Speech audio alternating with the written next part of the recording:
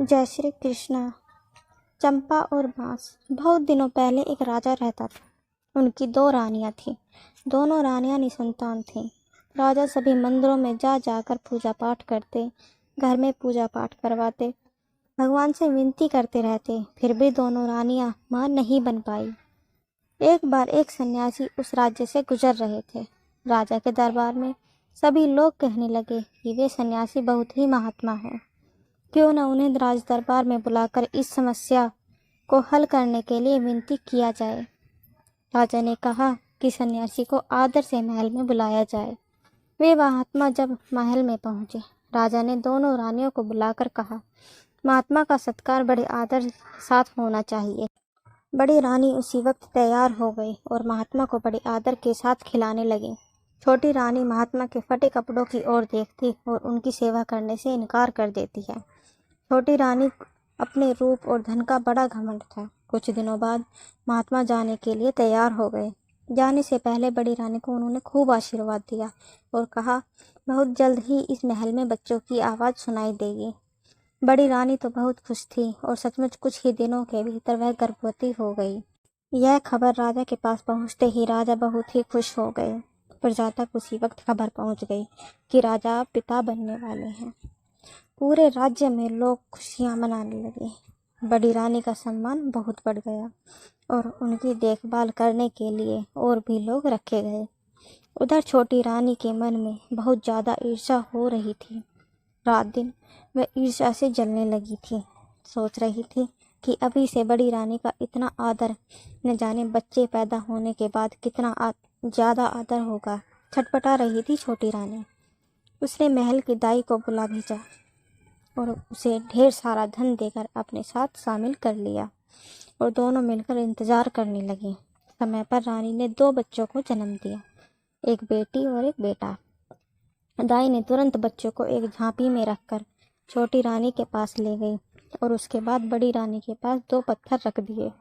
बड़ी रानी ने जब पत्थर को देखा, उसे बहुत हैरानी हुई, ये कैसे हो सकता है। उधर राजा खुशी से झूमते हुए बड़ी रानी के पास पहुंचे और जब उन्होंने देखा कि बड़ी रानी 2 पत्थरों को आश्चर्य से ताक रही है, राजा वहीं रुक गए और दाई से पूछने लगे, क्या बात है।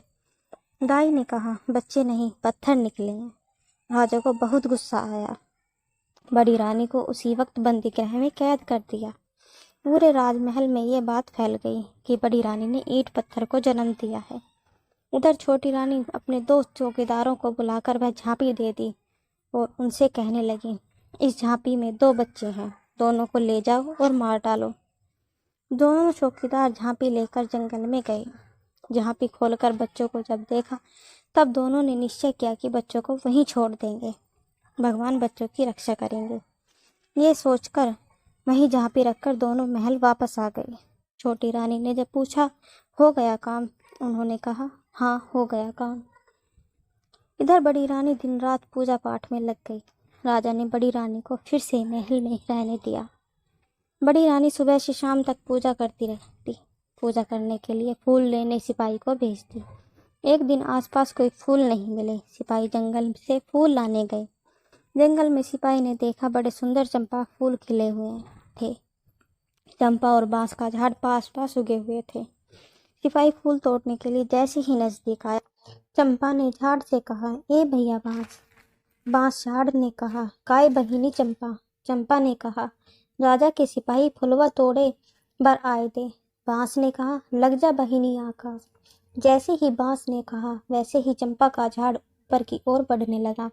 बढ़ते बढ़ते वह इतना बढ़ गया कि सैनिक फूल तक नहीं पहुंच पाए। सैनिक आश्चर्यचकित होकर ताकते ही रहे।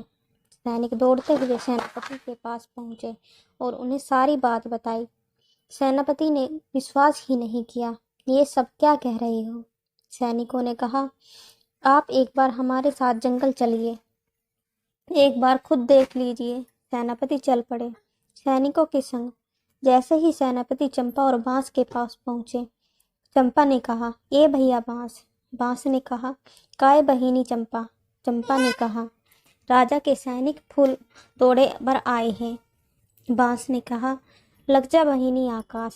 चंपा का झाड़ बढ़ते बढ़ते और भी ऊंचे तक पहुंच गया। सेनापति बहुत ही डर गए। दौड़ते दौड़ते पहुंचे मंत्री के पास। अब मंत्री चल पड़े देखने के लिए। चंपा को ऊपर से दूर तक दिखाई दे रहा था। उसने दूर से ही देख लिया कि मंत्री जी आ रहे हैं। ए भैया बांस, बांस ने कहा, काय बहिनी चंपा। चंपा ने कहा, राजा के मंत्री फूल तोड़े बर आए हैं। लग जा बहिनी आकाश। मंत्री जी जैसे ही पेड़ तक पहुंचे, पेड़ और ऊपर और भी ऊपर तक पहुंच गया। मंत्री जी सीधे पहुंचे राजा के दरबार में। राजा ने कहा, इतना घबरा क्यों गए हो? मंत्री ने कहा, आप इसी वक्त मेरे साथ चलिए। राजा जी। सारी बात सुनकर राजा ने कहा, मेरी छोटी रानी भी मेरे साथ चलेगी।